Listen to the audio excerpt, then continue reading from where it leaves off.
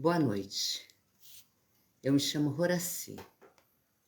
Há 25 anos atrás, o meu filho mais velho, o Bruno, saiu de Cabo Frio para receber um diploma da Marinha. Nunca tinha ido de carona. Foi a primeira vez. E o carro quebrou a barra de direção. Ele e o motorista, naquele momento, desencarnaram. E aí, como a gente fica? O que fazer? Aprender a viver de outra forma, com a ausência física dos nossos amores que nos antecedem à pátria espiritual. Chorar? Eu nunca li. Nesses 25 anos vividos com a ausência física do Bruno, que não se pode chorar. Sim, se tiver vontade, pode chorar, sim. Não chamar por ele. Daquele momento em diante, nós temos que nos conscientizar que eles já não pertencem mais a este mundo físico. E a inexorabilidade da morte é para todos. Não tem como fugir. Não tem como pensar, não, eu não vou. Vamos sim. Todos vamos partir um dia para o outro lado da vida. E nós sabemos que existe uma programação reencarnatória, como nos diz o Livro dos Espíritos 258. No estado errante, antes de começar nova existência corporal, tem o espírito consciência e previsão do que lhe acontecerá no curso da vida terrena? Sim, nós sabemos. Nós sabemos. Ele, respondem os espíritos, ele próprio escolhe o gênero de provas porque há de passar, e nisso consiste o seu livre arbítrio. É a nossa liberdade de escolha. Sabemos que não é a primeira vez que estamos aqui no corpo físico. Sabemos que não é a primeira vez que nos encontramos com os nossos amores que nos antecederam à pátria espiritual. Sabemos disso. Claro que sim. E as vidas sucessivas fazem parte dos princípios básicos da doutrina dos espíritos. Deus, imortalidade da alma, pluralidade das existências, que recebeu o nome de reencarnação. Então, nós sabemos que somos imortais e que um dia nós teremos que voltar e voltar e voltar até conseguirmos alcançar a perfeição, como nos diz a questão 132 do Livro dos Espíritos. Qual o objetivo da encarnação? Allan Kardec, nessa questão, ele não fala da reencarnação, ele fala da encarnação dos espíritos. Qual o objetivo da encarnação dos espíritos? Respondem-nos os espíritos. Alcançarmos a perfeição. A perfeição que Jesus vem e nos diz que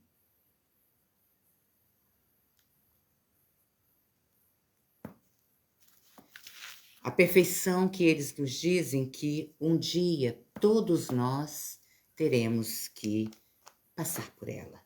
Estamos aqui para alcançarmos a perfeição. Estamos aqui para evoluirmos. E Jesus nos diz isso, que quando nós passarmos por tudo isso, quando realmente nós vivenciarmos todas as provas, poderemos fazer tudo o que ele fez e muito mais, tudo. Sabemos que um dia alcançaremos essa perfeição, mas fica difícil saber como. Como? Através do corpo físico, através de estarmos aqui. E como eu li na questão 258, nós escolhemos as nossas provas. Escolhemos, sim. E as pessoas, os espíritos que vão viver entre nós. Então, estarmos aqui nessa ida e vinda faz parte do nosso progresso. E na questão 167, qual o fim objetivado com a reencarnação? Respondem os espíritos. resgate, expiação, prova, resgatar tudo aquilo que fizemos e não foi correto. Passarmos novamente pela prova no corpo físico e alcançarmos a perfeição. Então, quando meu filho sai aos 21 anos de Cabo Frio para receber um diploma na Marinha, ele não tinha ainda, ele nunca tinha ido de carona, ele sempre ia de ônibus, que eu morava muito próximo à rodoviária. E naquele dia meu marido falou com ele, o Hélio, pega o nosso carro, vai. Ele falou, não, eu vou com o Rogério, que é o que estava com ele, eu vou com o Rogério e volto no sábado. O carro quebra a barra da direção e desencarna ele e o Rogério. Desencarnam os dois. E nós sabemos que não podemos dizer sempre que a desencarnação de um ente querido, como de um filho... Minha mãe desencarnou, eu tinha 13 anos. O meu pai eu não conheci, não tive irmãos. Aos 13 anos eu fiquei sozinha. Então, eu sei o que é a desencarnação de entes queridos. Mas como a de um filho, nós pensamos, aonde foi que eu errei? Mas vamos acreditar na 258, que nos fala que no estado errante, antes de começar nova existência corporal, tem o espírito consciência e previsão do que lhe sucederá no curso da vida terrena. Ele pergunta, ele sabe o que acontecerá no curso da vida terrena? Responde os espíritos. Ele próprio escolhe o gênero de provas que há de passar. Nem sempre é uma expiação dolorosa.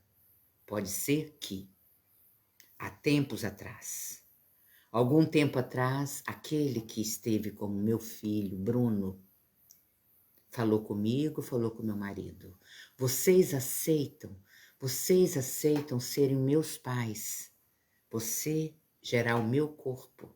Amar, amamentar, passar por todas as experiências de amor, de dedicação, de ensino e, aos 21 anos, eu desencarnar. Aos 21 anos eu voltar e vocês sepultarem o meu corpo. Por isso que muitas mães que eu conheço, elas dizem assim, parece que eu sabia que ia acontecer. Não só em caso de filhos. Isso pode acontecer também na gestação, que a mãe prepara todo o enxoval, prepara tudo, na hora que a criança nasce, ela desencarna. Ou então viver 1 ano, viver 2, viver 3, viver 20, o meu foi 21. Então isso deixa de ser uma expiação e uma prova dolorosa diante do que acabamos de ler na 258 e passa a ser uma missão. Sim, uma missão para que esse espírito possa completar o que ficou faltando para ele há tempos atrás, há 20, há 30, 10, 15, 5 encarnações. E chegou o momento de nos encontrar nessas idas e vindas e estarmos prontos para devolvê-lo. E ele completou. Por isso o espírito completista, ele completou o que estava faltando e voltou. E para nós? Eu, meu marido, o Vitor, meu filho, eu tenho 2 filhos.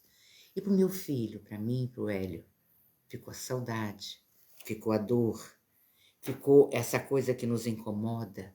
Mas nós sabemos que a questão primeira do Livro dos Espíritos nos diz que Deus é a inteligência suprema, superior a tudo, causa primeira de todas as coisas. Causa primeira. Eu acho muito engraçado quando alguém diz assim, está nas mãos de Deus. Deus não tem mãos, está na lei. Para que a lei de progresso aconteça, é necessário acontecer a lei de destruição.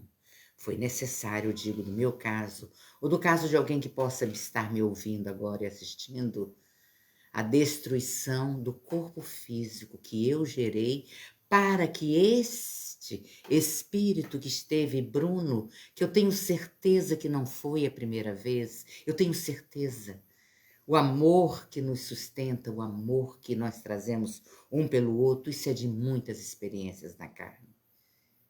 Então, você aceita. Eu preciso completar 21 anos.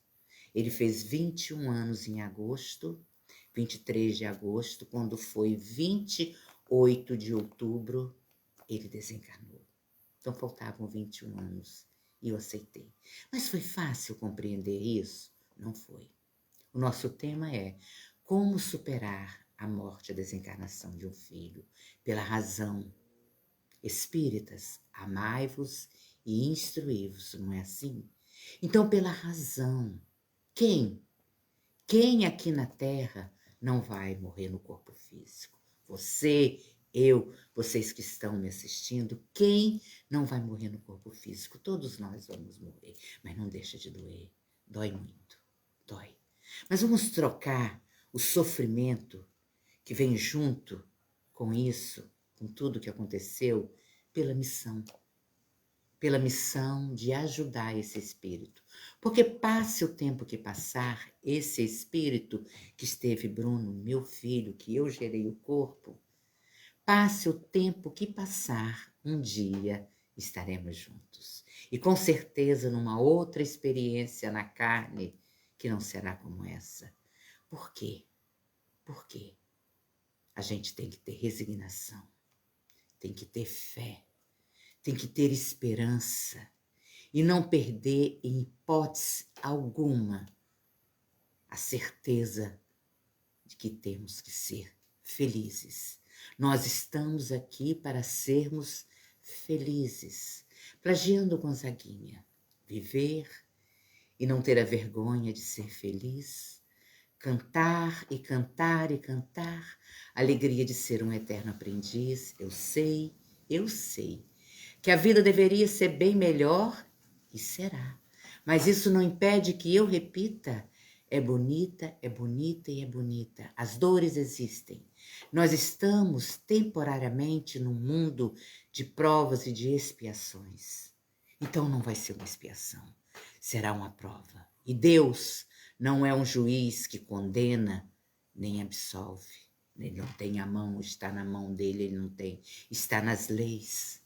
Nas leis que nós encontramos na parte terceira de O Livro dos Espíritos, para que eu possa conseguir dar um passo a mais, subir mais um degrau na escada da evolução, assim como meu marido, como o Bruno, como o Vitor, como todos aqueles que estamos num contexto como esse, é necessário que tenhamos resignação, fé, esperança para prosseguirmos. Mas mesmo assim, eu não vou dizer que não existe dor, existe. E existe umas fases que nós temos que viver do luto. Existe. Primeira fase é a negação da dor do que aconteceu, Negar. Eu não perdi. Realmente nós não perdemos. Nós perdemos o óculos, as pérolas, o anel, mas nós não perdemos um filho. Nós devolvemos o filho que não é nosso. Porque nós não pertencemos aos que estão à nossa volta, nós pertencemos ao Pai. Então, eu não perdi, eu devolvi. Eu devolvi e tenho certeza que eu devolvi muito melhor do que eu recebi, porque acrescentou na vida dele, pode ser que não existisse, o meu amor por ele, que eu velo cada dia. Não tem um dia nesses 25 anos que eu não lembro do Bruno. Não tem um dia. Mas eu não lembro com sofrimento. Eu lembro com alegria. Eu faço a ressignificação dos fatos. É isso, fazer uma ressignificação dos fatos e pensar. Foi necessário. Faz parte do processo evolutivo meu, dele, nosso. Chorar, como eu disse, chore. Mas não chame por ele, não chame. Se for necessário, chore, chore. Eu precisei de ir a um terapeuta, a um psicólogo, a um psiquiatra. Vá. São profissionais da área do psique, do coração. Eu precisei cada vez mais ficar engajada no movimento espírita. Então, negar que eu perdi. É verdade.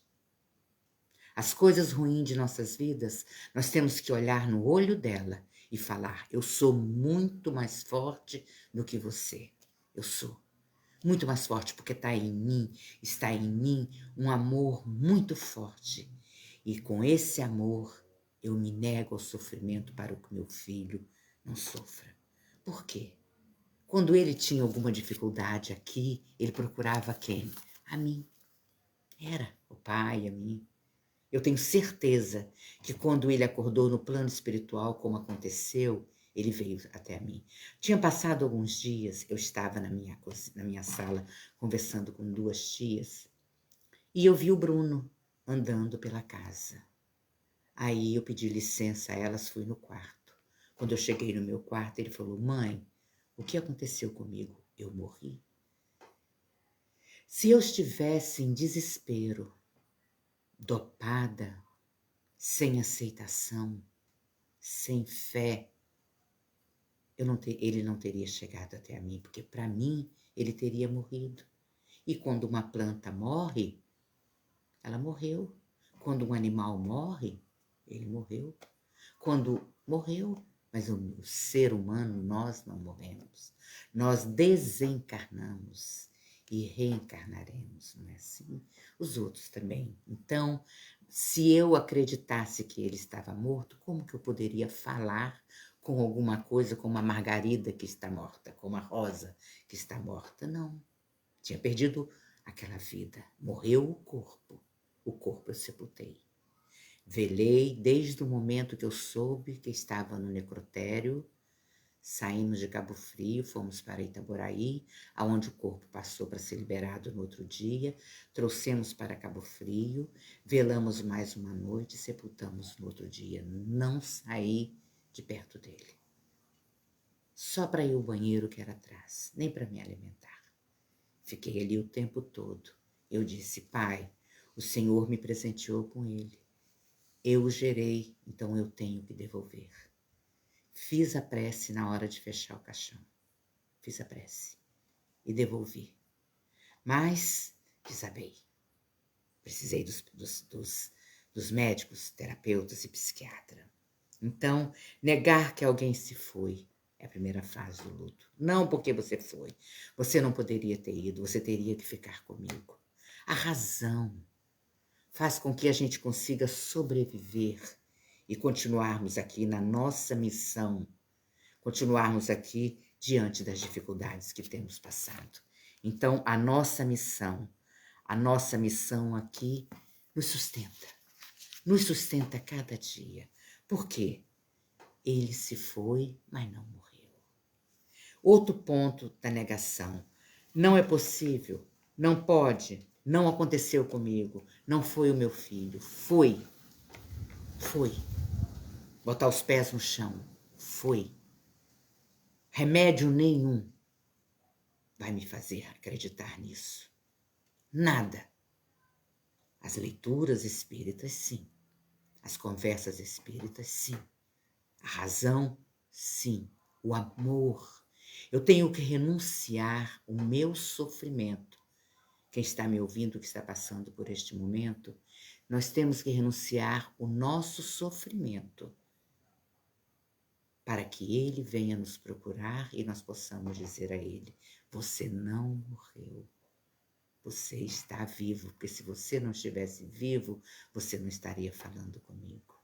Aí eu comecei logo, rapidinho, eu comecei a fazer um trabalho de bater as portas.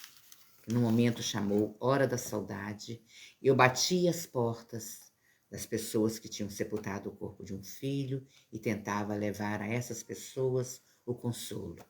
Tentava levar a essas pessoas a esperança e a fé, o culto do Evangelho no lar.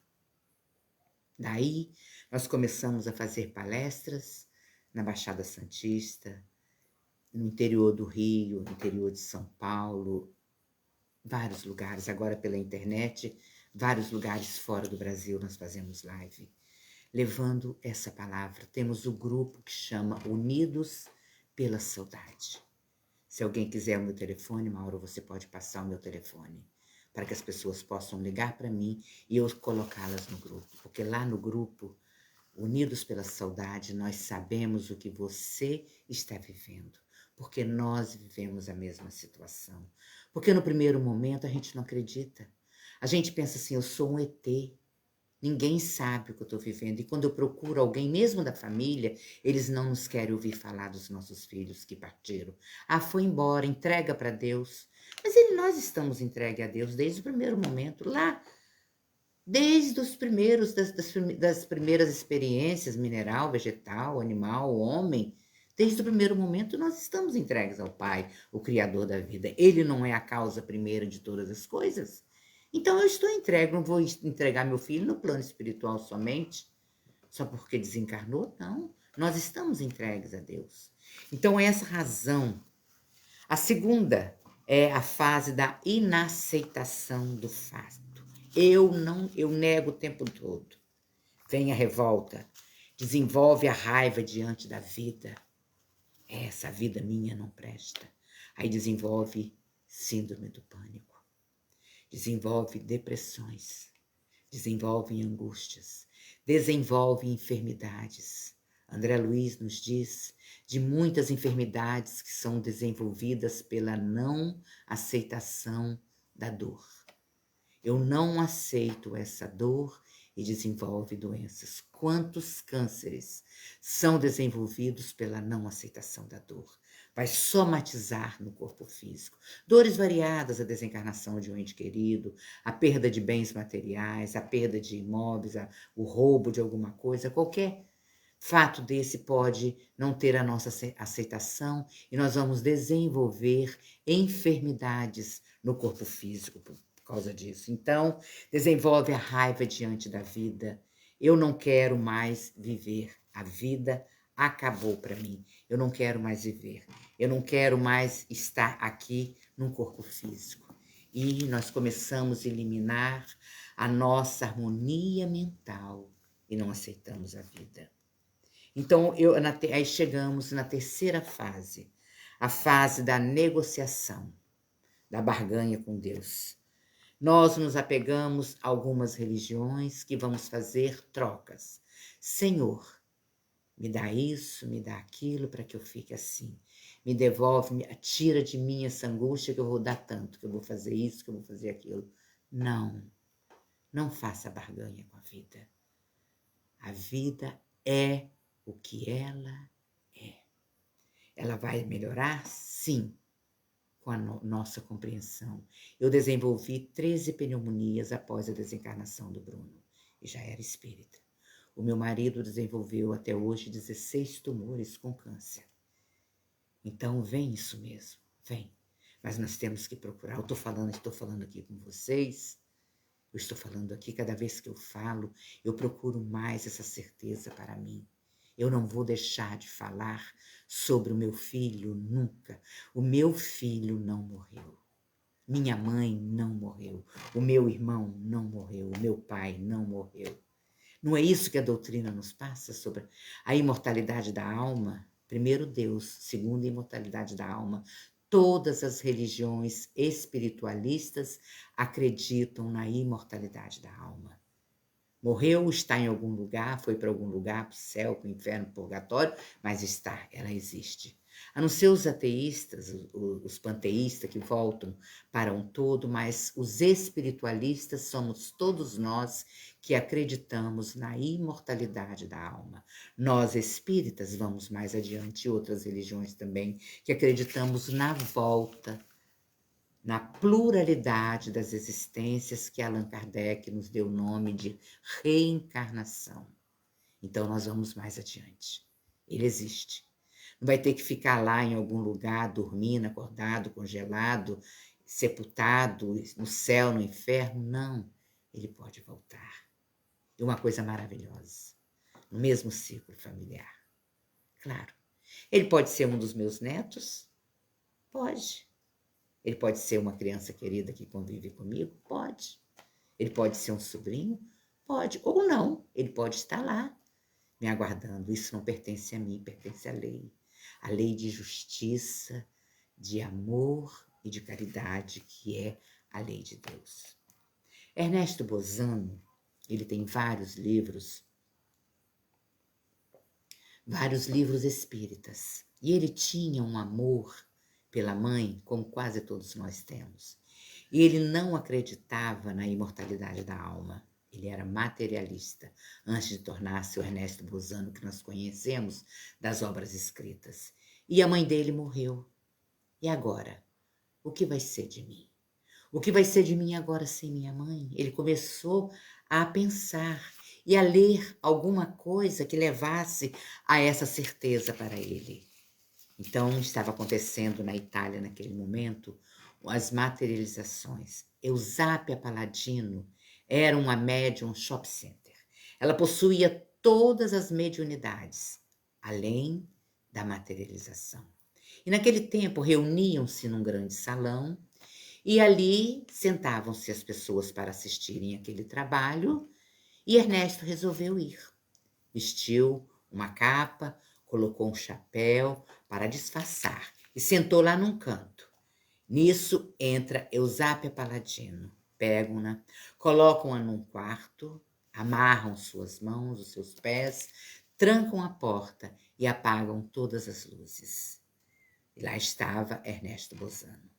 E ele observa que no meio do salão começou a unir-se uma coisa que parecia, ele pensava ser flocos de neve ou algodão, e dali daquela união daquilo que era o ectoplasma, porque o Zápia Paladino era doadora de ectoplasma, como o Chico era, como o Peixotinho era, então ali começou a unir-se e formou-se um corpo de mulher. E aquele corpo, aquele espírito materializado fala, Ernesto, Ernesto. Ele fala, ele pensa, essa é Eusápia Paladino, ela é uma atriz. Além de estar com um vestido igual ao da minha mãe, ainda me conhece? O que é isso? Ninguém sabe que eu estou aqui. E ela foi aproximando-se dele. Pode me tocar? Ele tocou. Não teve dúvida, era a mãe dele. Ernesto, Ernesto, meu filho, eu venho te dizer que eu não morri.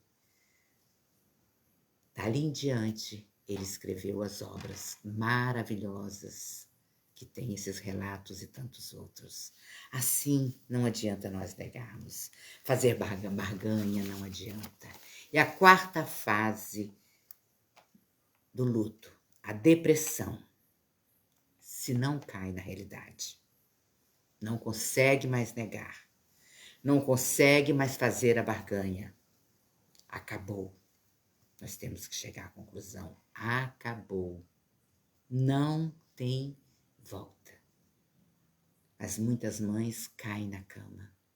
Nós temos recebido muitas mães de filhos, eu digo que são mães enlutadas de filhos suicidas, muitas.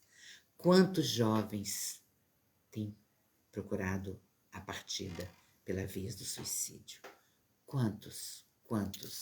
Eu peço encarecidamente, se tem alguém aqui entre nós que já leu o livro Memórias de um Suicida, se chegar para você uma mãe, não que ali não tenha verdade, Dona Ivone, perfeita, não que ali não seja verdade, mas, por favor, não dê o exemplo imediatamente para essa mãe desse livro, porque ali são 4 casos diferentes. Essa mãe vai ficar sofrida, que vai pensar que o filho vai estar naquele sofrimento. Nós sabemos da realidade, mas guarda para você e diga para ela, ame o seu filho, perdoe o seu filho, pense nele no momento em que vocês viviam juntos, mandem essa vibração de amor para ele.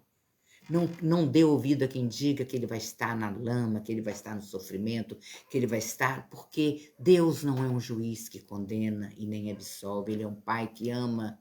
E nós não fazemos ideia do que a prece, a oração vinda de um coração de uma mãe, o efeito que acontece, o que acontece. Então diga a essa mãe, ore por ele, pense nos momentos bons, pense no momento que gerou, pense no momento que nasceu, pense nas alegrias vividas, mantenha-se com essas lembranças para que ele também as tenha, para fugir daquele momento, porque o arrependimento vem e virá. E quando vem um bebezinho, que acontece a desencarnação, como nós falamos, de um bebezinho, nós temos aqui o exemplo da Revista Espírita do ano de 1866, agosto de 1866, que o título é Crianças Guias Espirituais dos Pais. Allan Kardec, Revista Espírita, 1866. A criança que completa 7 anos e desencarna. Ela vem e traz a notícia para a mãe. Ele disse o seguinte: ele já era o guia espiritual daquela mãe, o mentor espiritual daquela mãe. Eles aceitaram que ele viria aqui, que estaria com ela durante 7 anos, ficou um lá, o substituindo como guia espiritual, para que ela, a partir da dor de sepultar o corpo de um filho, ela se dedicasse ao espiritismo, ao trabalho mediúnico, para que pudesse socorrer a outras mães, socorrer outras pessoas desencarnadas.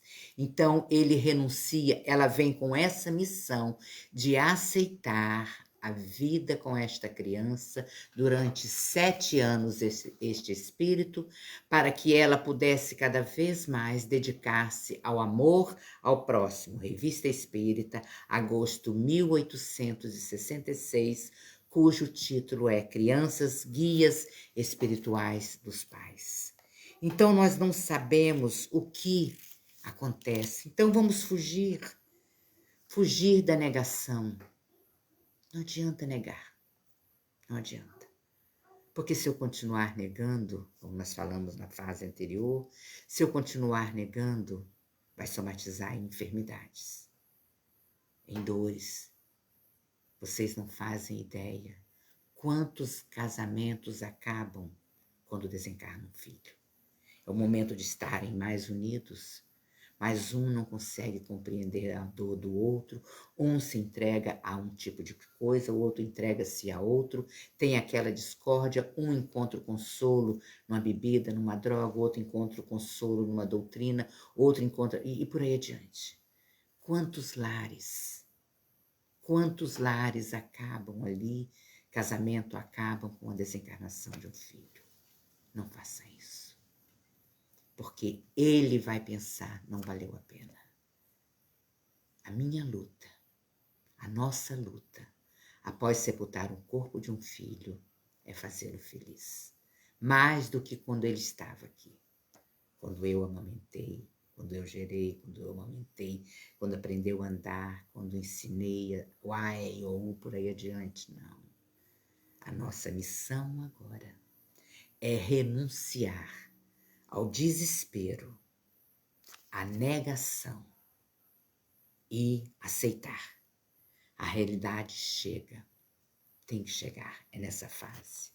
Acabou, não tem volta. Não tem mais a raiva, não tem mais a depressão, não fica apática. Perdoe a vida, não tenha medo de ser feliz, seja feliz. Volte a fazer o que você fazia, não fique na primeira fase da negação, porque ela pode durar uma vida, durar 30 anos, durar 40 anos, essa negação. E a pessoa doente, se arrastando, sofrendo, passando por 1000 dificuldades. Não, saia dessa, saia. Volte a ter interesse por outras coisas. Volte a ter interesses por um animal, por uma outra criança. Eu criei algumas crianças que não eram meus filhos. Volta a ter interesse pela religião, pelo estudo, pelo trabalho material. Veja a vida com olhos coloridos, porque quando tudo acontece, a gente passa a ver a vida em preto e branco. Pode ter certeza disso. Nós passamos a ver a vida em preto e branco. Eu não quero mais saber da textura das flores. Eu custei a mexer com flores outra vez. Eu não quero mais saber da alegria de outras pessoas, porque eu quero que aquelas pessoas vivam a minha dor. Não é assim. Eu me lembro que tinha pouco tempo que Bruno tinha... Pouco tempo, um ano quase,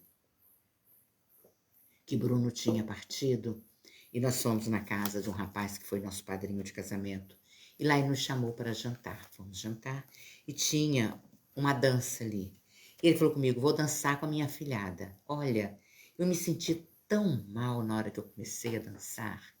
Daí eu pensei, eu sempre gostei de dançar. Por que eu não vou dançar? E dancei. Dancei a noite toda. Aquilo me fez um bem incrível. Porque eu sempre gostei de caminhar na praia, eu sempre gostei. De ouvir uma boa música, eu sempre gostei. Então não deixe de fazer. Aceitar a aceitação, a compreensão, o que a doutrina nos diz sobre tudo isso, o que ela nos diz. Na questão 936 de O Livro dos Espíritos, vamos ler, eu vou ler na íntegra para vocês. A questão 936 de O Livro dos Espíritos. Como é que as dores inconsoláveis dos que sobrevivem se refletem nos espíritos que as causam? Como que a nossa dor reflete no espírito? Aqui vale a pena ler a perda de entes queridos, que é a 934, a perda dos entes que nos são caros não constitui para nós legítima causa de dor? Tanto mais legítima quanto irreparável independe da nossa vontade? Sim, a resposta. E leia o 935 e eu vou ler a questão, a resposta da 936. Como é que as dores inconsoláveis, nossa, reflete no meu filho, no meu amor? Responde os espíritos. O espírito é sensível à lembrança e às saudades dos que lhes eram caros na terra, mas uma dor incessante o toca penosamente, porque nessa dor excessiva ele vê a falta de fé no futuro e de confiança em Deus, e por consequência um obstáculo ao adiantamento dos que choram e talvez a sua reunião com eles. Livro dos Espíritos, Allan Kardec. Então, ele vê ali uma falta de fé em nós, uma falta de fé, de acreditar que tudo que acontece em nossas vidas, nós devemos tirar pontos positivos e, acima de tudo, não acabou. Ante os que partiram, nenhum sofrimento na terra, diz aqui, será comparável daqueles que, na despedida de um ente querido, quando se debruça sobre um caixão, vê a névoa da morte estampada no rosto. Isso não tem nada que seja igual para nós. Nada. Fugir não adianta. Todavia, quando semelhante provação te bate à porta, reprime o desespero, dilui a corrente da mágoa na fonte viva do coração. Não fique com mágoa, porque nós guardamos séculos a fio uma mágoa. E aqui vamos desenvolver enfermidades e voltaremos com essa mágoa, mágoa da vida. Por que comigo? Por que não com aquele filho que maltrata a mãe, maltrata o pai, aquele filho que está traficando droga, aquela filha que dá problema? Não. Porque os chamados mortos são apenas ausentes. Ausentes. As gotas do teu pranto lhes dói a alma e cai como chuva de fel do sofrimento. Chorar, chora. Não reprime, não. Eu nunca encontrei em lugar algum que não pode chorar.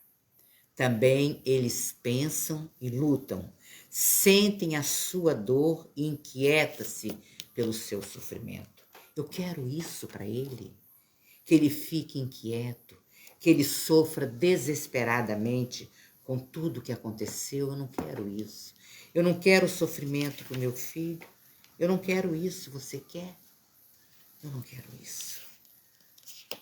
Quando uma criança retorna, Emmanuel nos diz no livro Calma, uma criança que retorna ao mais além na primeira infância, quase sempre é um coração profundamente dedicado no seu progresso espiritual, que apenas regressou ao teu convívio doméstico a fim de acordar-te para a realidade da alma através da saudade e do amor. O livro Calma de Emmanuel nos acordar para a realidade. A vida não é esse flu-flu-flu somente aqui. Nós temos que estar nela e vivê-la. Se precisar de recurso, volto a dizer, vá, procure o recurso para que possa suportar. E existe também a fase que eu vou dar as coisas que pertenciam a ele. Eu devo dar? Quanto tempo devo guardar? Tem um parente meu que já desencarnou. O filho dele desencarnou com 16 anos. Até ele partir, mais de 40 anos depois, 50 anos, não sei. É porque Bruno tem 25, ele já devia ter uns 50 anos desencarnado. Ele mantinha guardado num quarto as coisas pessoais dele, a roupinha, a bicicleta, que mantinha uma empregada todo mês para ir lá, pegar tudo aquilo, lavar, passar, guardar, limpar a bicicleta, lustrar a bicicleta, pintar a bicicleta quando fosse possível. Imagine como que isso reflete no coração deles. Além do que, este óculos meu, esta minha roupa que você está usando, estudando a mediunidade, na lição 39, diz o seguinte, isso chama psicometria, fica gravado. Quando tocamos um objeto, imantamos com o fluido que nos é peculiar. Quando eu pego alguma coisa minha, uma roupa minha, leva com ela o meu fluido, a minha energia. Então, eu tenho que esperar muito tempo? Eu esperei 4 meses. 4 meses. Eu li numa obra que 4 meses seria o essencial para ter essa dispersão, para não ter, isso chama psicometria, segundo André Luiz, no livro Estudando a Mediunidade. Ele fala até, nesse livro, ele fala de uma mulher que tinha muito amor pelo aquele espelho, e durante muito tempo ela ficava se vendo naquele espelho, até que largou. Então, eu esperei 4 meses. Quando aconteceu, o meu filho mais novo, meu sobrinho que morava em casa, meu marido, tiraram o que eles quiseram usar. O resto eu deixei no guarda-roupa, fechei.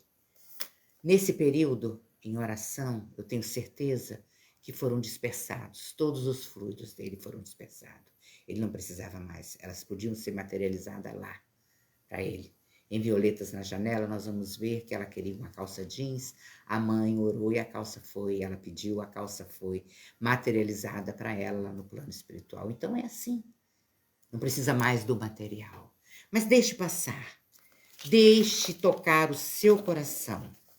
Tocar o seu coração e permitir aceitar que eles vivem. E nós também devemos tirar da nossa cabeça, por que eu deixei ele pegar aquela carona? Eu não devia ter deixado. Por que eu permiti que a minha filha namorasse aquele homem? Se eu via que ele era agressivo, por que eu permiti? Eu não devia ter permitido, eu não podia ter deixado, eu tinha que tirar ela. Por que eu permiti aquela piscina que a minha bebezinha desencarnou afogada? Por que eu não dei fim? Por que eu não tampei aquela piscina? Nós chegamos aqui, foi a primeira questão que lemos, a programação reencarnatória. Não é assim? Voltamos com a nossa programação. Eu devia ter coberto aquela piscina. Eu devia ter levado ele logo num psicólogo quando a gente começa. Uma questão muito forte para as mães que os filhos suicidam. Por que eu não vi que ele estava com aquela tendência do suicídio? Por que eu não o levei no psicólogo? Por que eu não conversei mais com ele? Por quê? Porque nós não teremos resposta. Elas não vêm. Nós não a teremos de forma alguma, não agora. Apegar-se à fé, ao trabalho no bem, abraçar outras mães que estão passando pela mesma dor, no Grupo Unidos pela Saudade, outros tantos que existem. Através do nosso trabalho, existem muitos grupos que passaram a existir a partir do nosso trabalho. Então, é pequenininho, sim. Vem uma pessoa hoje, daqui 3 semanas, daqui 3 meses não volta mais. Vem outras, daqui a um tempo não voltam mais. E nesse trabalho a gente tem a sensação de quantas coisas. Teve um lance que marcou muito no meu coração. A mãe estava muito desesperada. O rapaz de 24 anos morreu num acidente, desencarnou num acidente de carro. Ela chorava muito, muito querida. Ela chorava muito. Chegou aqui, como chegam a grande maioria, mas a grande maioria chegou aqui num sofrimento intenso, como é assim mesmo, é. Não adianta fugir porque é assim. Aí eu me levantei orando a Ave Maria, a mentora espiritual do nosso trabalho é Maria de Nazaré. Aqui é o sítio Tio Bruno e temos o Cantinho de Maria. É Maria de Nazaré a nossa mentora. Porque Maria sabe o que nós passamos. E essa mãe chorava muito, eu me levantei orando a Ave Maria e as outras oraram comigo. Tem um amigo muito querido que toca o violão e canta, o Jailton, durante a nossa reunião, e ele começou a tocar Ave Maria no violão e cantando. Eu cheguei para ela, abracei, e a espiritualidade falou comigo, diga a ela para cantar. Olha, pedir a uma mãe que tem menos de um mês ou pouco mais de um mês, eu pedi para ela cantar, é difícil, a gente esquece como cantar, esquece. Aí eu falei com ela, canta, canta. E ela chorava muito, não falou nada, me abraçou, oramos, fizemos oração, todas fizemos. Ela sentou, teve um alívio, demos a água para ela, água fluidificada. E quando ela chegou em casa, ela falou comigo, Horaci, ela mora distante daqui de casa, mais ou menos 1 hora. Quando eu saí da sua casa, eu cantei a música que meu filho cantava para mim durante todo o trajeto e eu cantei durante todo o velório. Uma música lindíssima. E ela foi cantando essa música até a casa dela. E a espiritualidade me passou que ele acordou durante o momento que ela cantava essa música. Durante o momento que ela cantou, ele despertou com ela cantando a música de Marisa Monte. Então, quanta beleza tem num canto com amor. Quanta alegria tem num abraço que damos. Quanta alegria na gentileza de bom dia, boa tarde, boa noite. Quanta coisa boa quando eu converso com alguém e digo, você vai melhorar, você vai passar, você vai conseguir sobreviver. Esquecer, não peça isso para uma mãe, porque esquecer, nunca mais. Nunca mais. Então, nós sabemos que na vida existe o mecanismo da lei de causa e efeito, que nós não reconhecemos. Tudo é efeito de alguma coisa que fizemos ontem. E tudo trabalha para a lei de progresso. E tudo está sob a direção das leis morais do Pai, de Deus, que está na parte terceira do Livro dos Espíritos. Então, quando nós adquirimos essa consciência, tá certo que nós vamos começar a mudar algumas coisas em nós. As coisas parecem que perdem um pouco o valor, as coisas materiais perdem sim, porque tudo vai ficar, como não vai ficar? Este corpo vai ficar. Então, nós pensamos em Maria, que está lá no livro Boa Nova, no último capítulo intitulado Maria. Maria passou pelo sofrimento da desencarnação do seu filho. Ela sofreu, ela sabia de tudo. Na primeira reunião que nós vamos ver no livro A Caminho da Luz, em que Jesus, junto com os outros, programa a Terra, ali com Deus, é claro, guiado por Deus, aquela massa incandescente entra em solidificação, Jesus acompanha. E a segunda reunião, até onde nós sabemos, onde reuniam-se os espíritos evoluídos para decidirem sobre a vinda de Jesus, o Cristo, aqui na Terra. Será que Maria não estava presente? Claro que estava. É óbvio que Maria estava presente. Claro que estava.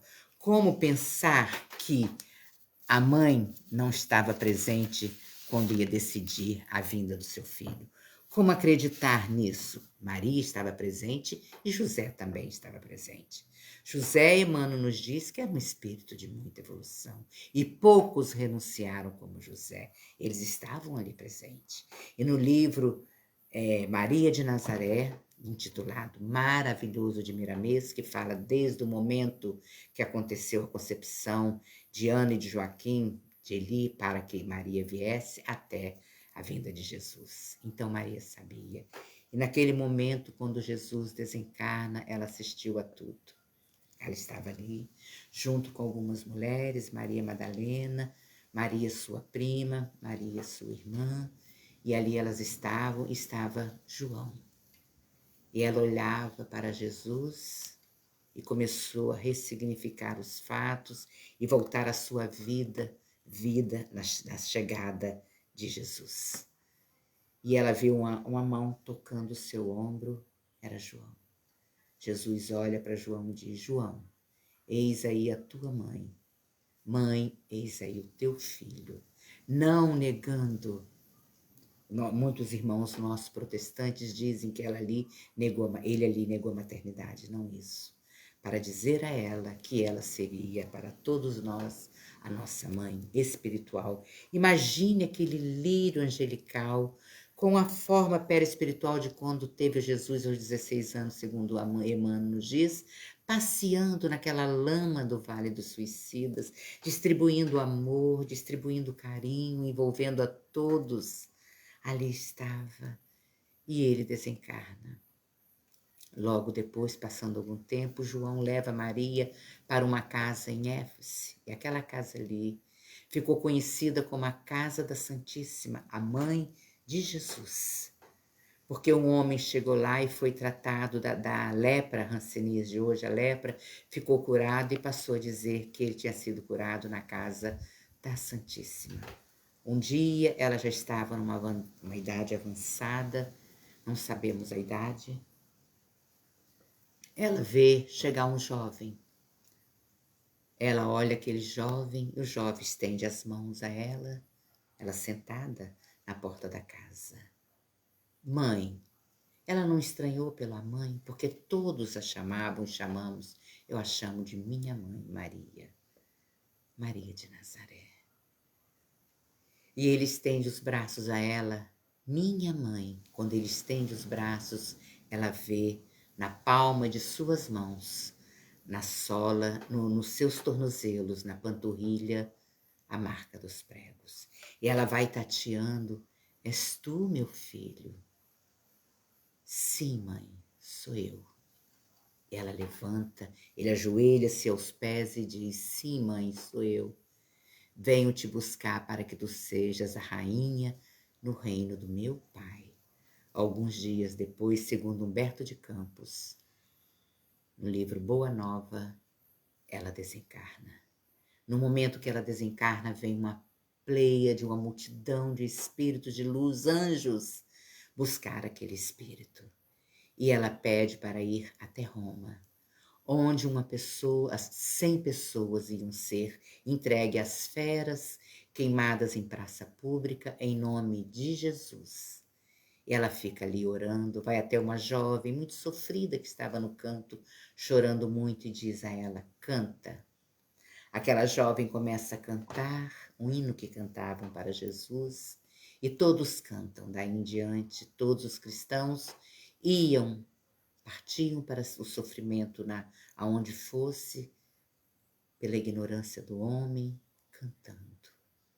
Então vamos elevar os nossos pensamentos ao alto, trazer para a sua tela mental o semblante do seu amor que já partiu. Traga ele na sua tela mental. Pai, mãe, irmãos, amigos, esposo, esposa, filhos. Traga e diga a ele o quanto você o ama. Eu te amo, meu filho. Pai, mãe, eu te amo e sei tenho certeza que a nossa separação é momentânea. Logo, logo estaremos juntos. E tem um poema que diz assim: voltei, olhei para o céu como em chorar, a indagar, porque rolaram pelo chão todos os meus sonhos e todos os planos de felicidade. Chorei, como chorei, mas creia, ninguém semeia dor e colhe a paz. Hoje eu tenho o que eu plantei lá para trás, mas o amanhã está em minhas mãos. Tenho que persistir, tenho que continuar e acender a luz mesmo que doa. E aí verei meus sonhos concluírem-se no futuro.